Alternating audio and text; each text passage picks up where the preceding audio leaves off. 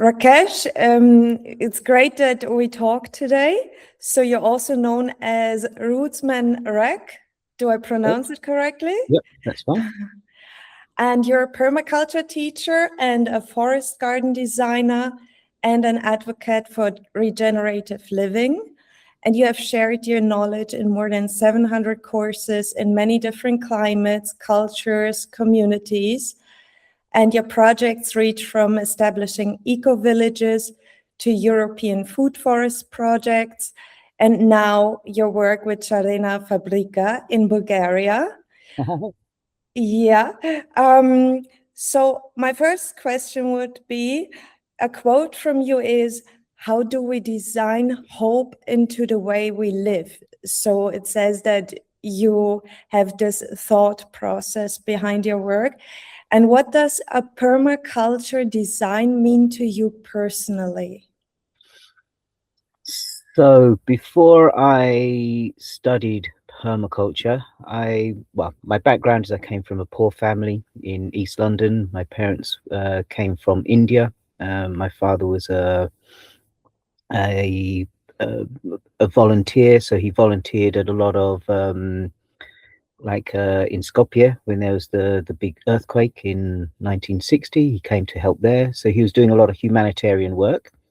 And in fact, Skopje, Macedonia, or former Yugoslavic Republic of Macedonia, as we should call it, was the first place outside of India that he traveled to. And then from there, he was invited to England. So he already had this kind of mentality. But so I grew up with that kind of service, to be of service to other people, to people who are less fortunate than you. But we ourselves were quite poor. We were very poor. And so we really struggled to make things happen. And so we had to work out a lot of strategies ourselves. So we would grow our own food.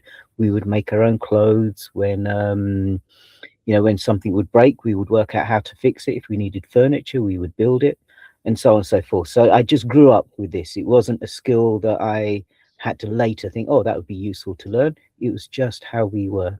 And so when I moved to Croatia, at that time I was a qualified homeopath, and I was doing disaster relief work as a homeopath. So I'd go to earthquakes and cyclones and war zones, and then I'd go to places to help them prepare for disaster. And then when I got married, my wife wouldn't allow me to go to all these dangerous places anymore. So I decided, all right, no problem. Let's build a house. Let's go and find some land, and let's just do something practical, grow our own food and all that. And so that put me in touch with eco villages, and they were, there were certain things that they were doing, and I was just helping them how to fix it. And they're like, wow, you should teach us this. Why should I teach you? You should teach me. I'm from a city. I'm from London. I'm not used to growing, living in these conditions. This is your environment. Yeah, but you understand this. But no, but that's just common sense. You don't put that there because it's not going to get enough sun. You need to move it here. That's where the sun is, or that's got too much sun. And so it's not going to work. And it's just common sense.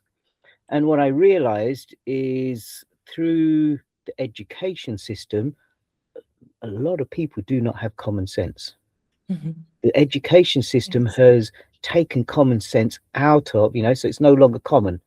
And so what I had was just real common sense. I could fix anything. You could throw anything at me and I'll look at it. I'll work it out. I'll, take it apart, try and put it back together again, try and figure things out. And then I'll understand it. And then I can know even how to improve it. And this is just how I've always been. Permaculture, when I then started studying permaculture, people asked me to help organize a course on natural building. And at the end of the course, I just kind of laughed, like, seriously, you need to teach people that? That's just not obvious. And then they mentioned permaculture, and everything they said about permaculture sounded really logical, really reasonable. So then I started, they asked me to organize a course on permaculture. And during the course, or by the end of the course, the students said they learned as much from me as they did the teachers, because of all the examples I had. Whatever was explained, whatever principle, whatever pattern, I already thought about it, I already worked it out, I'd already worked with it and understood it. And so I had lots of examples of things that I'd done. And then the teacher said, wow, you should be teaching this. You know more permaculture than most of the teachers I know. Because for me, it's just common sense. So you asked me what permaculture design is for me.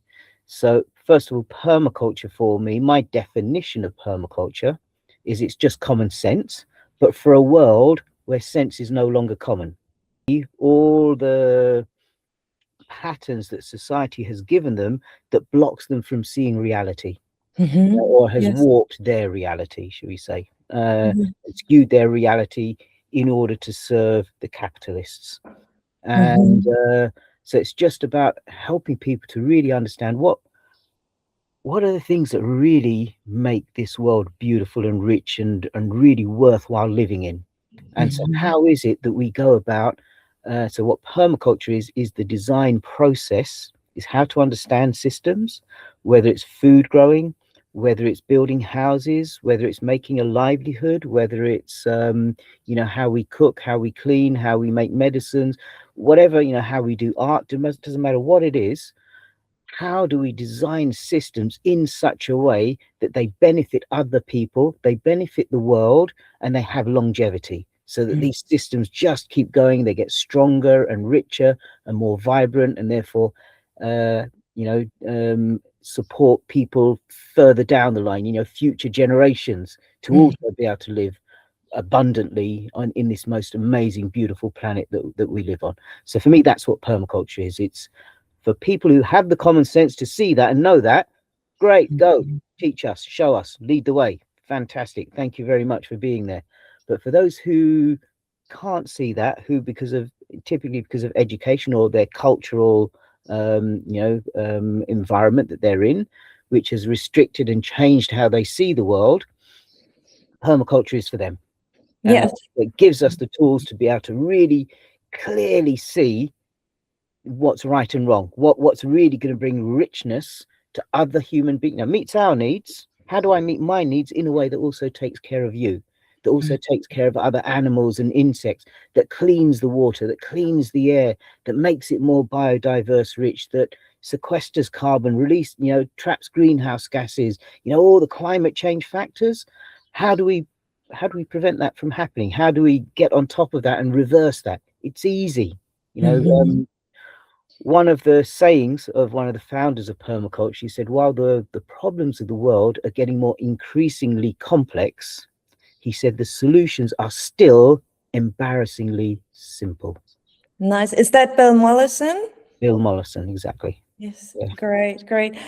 I can personally, I also from my personal experience right now, I was born and raised in Berlin and was living there until a couple of years ago. Then I moved to Athens, so always lived in cities. And now a year ago, I moved to a village in Greece because I wanted to connect more to nature and learn more about how to be autonomous, how to grow your own food on your own land. And here I have the same experience that there are a lot of people that just adopt from farming with the monoculture on their land and then just see, okay, it takes a while until this grows, and they just decide for one thing to grow just one thing that they might, you know, then also can sell. Take the chemical fertilizer because it's faster. It's just this old thought process of how it's done. And I think you can agree that the way farming is done will not change. You cannot change the mindset of a farmer who also, I realize here, looking into different agricultural firms here, they work in very tight systems. So the ones they're delivering to also provide them the fertilizers. So it's very closed systems where it's an exchange, and basically you wouldn't be able to change even the process. And you're also a co-founder of Children and Youth in Permaculture. And my question to you is also talking about growing healthy communities and bringing back common sense. Like if permaculture principles were integrated into mainstream education, what changes would you hope to see in society over the next generation? Okay, first of all, I'd like to go back to, I'm not as pessimistic as you might be about farmers, because what you see Oh, a lot of great to people hear. who are, you know, they work with the land. They're not the enemy, and if we treat them as the enemy, we're all going to lose. We need but what we need to see and recognize is they need to make a livelihood. This is their choice of livelihood. So how is it that we support them to make their livelihoods in a way that that is coherent with, you know, with nature? So for example, this European Union food forest project, the first we did a pilot. The first pilot was in Spain, and the first thing I did was a public talk, and there were these three old men right at the front, sitting there, arms crossed, looking at me like, who are you? You know, we're whatever, 70, 80 years old. Who are you from a city to come and teach us? You know, and by the end of it, they're like, wow, we need to come and learn from you. And you know, I could see, I spotted that they were farmers straight away. So then I changed my language to really show that I see that you really do care, that you do have compassion. You're not the enemy. And so how is it that we can work with you? How is it we can support you to earn your livelihood in a way that's also good for the environment, etc.?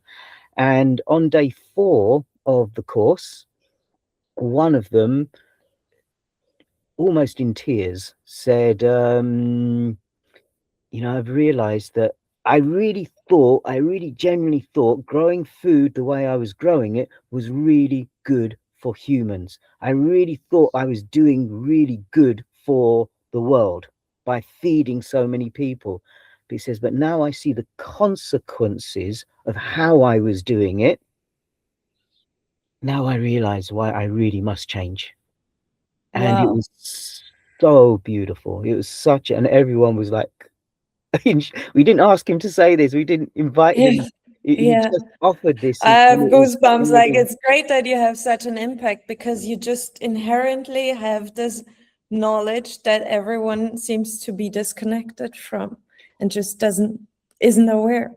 And it's Yes. because I didn't go through the education system, and I saw the education system for what it was, and I decided that I did not want to be brainwashed. I did not want to see the world that they were trying to force me to see, that they were trying to skew, you know, my view of the world in a way that I could see was not coherent with this beautiful world that I could see we had the potential to live on. And so I very intentionally blocked off that brainwashing. And so then I had to find my own way. How is it that I do work with the system that I am living in to be able to get to a point where I'm out of poverty, and then I could give back. Then I could do something really worthwhile. And so I was really, really clear from a really young age. I had a certain maturity beyond my age. I had a certain knowledge about the world beyond my age. And